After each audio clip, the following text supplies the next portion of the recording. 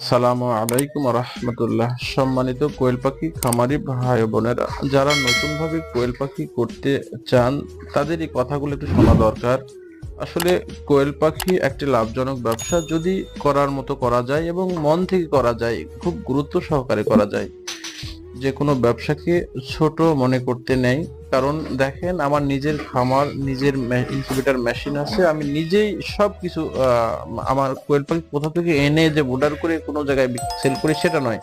আমার incubator machine থেকে ফোটায় নিজে বোর্ডার করে নিজেই পাখি তৈরি করি। তারপরে আমার খামার থেকে অনেক পাখি পাইকারি বিক্রি করি। তারপরে কেউ যদি নিতে চায়, আমি নিজ আমার আয়ত্তের মধ্যে যদি থাকি, আমার নিজ ভ্যান আছে, আমি নিজে ভ্যানে ড্রাইভিং করে আমি সেই খামারে পৌঁছায় দিই।